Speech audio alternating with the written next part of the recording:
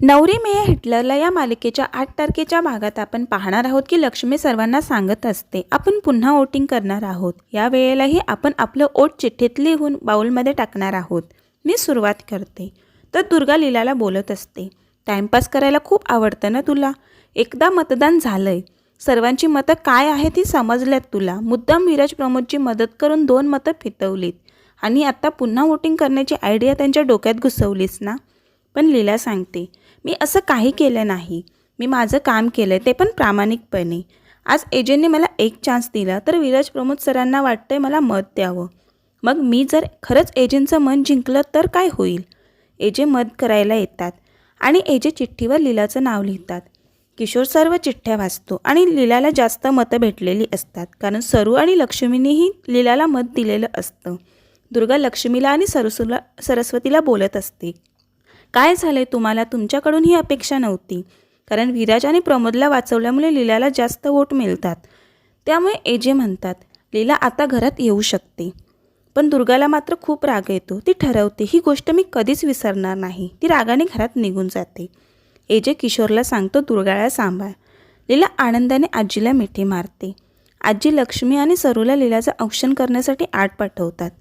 Durga bag भरून निघालेली असते। ती सर्वांना सांगत असते, मला आजपर्यंत वाटत होतं माझ्यावर ह्या घरातले सगळेजण प्रेम करतात, सगळे माझा आदर करतात, पण आज सिद्ध झालं मी या घरासाठी काहीच नाही आणि ज्या घराला मी नको तिथे माझा स्वाभिमान मला राहू देणार नाही।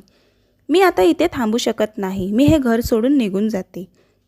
किशोर तिला समजवत असतो पण ती किशोरला बोलते, तुम्हीही मला अशा पेचात पाडलं होतं पण मी तुमच्याऐवजी हे घर ही माणसं सांभाळण्याचा निर्णय घेतला।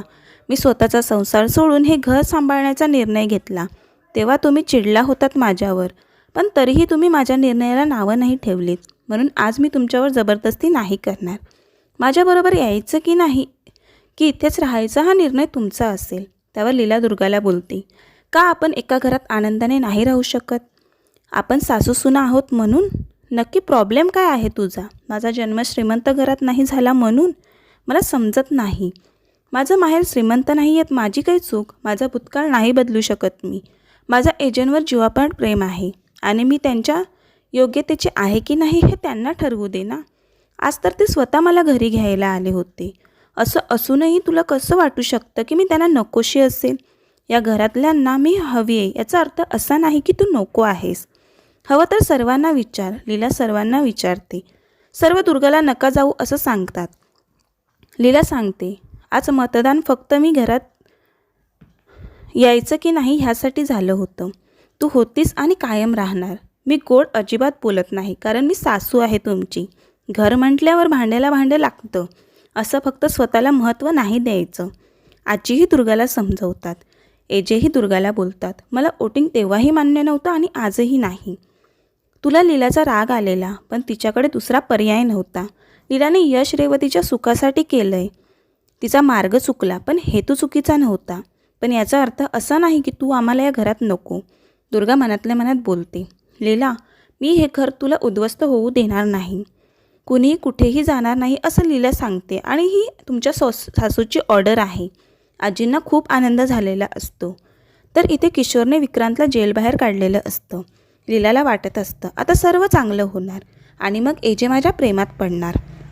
आता विक्रांतमुळे पुन्हा नवीन काय संकट येणार हे पाहणं खूप रंजक ठरणार आहे। असेच रोज नवनवीन अपडेट जाणून घेण्यासाठी आपल्या चॅनलला नक्की सबस्क्राईब करा। थँक्यू।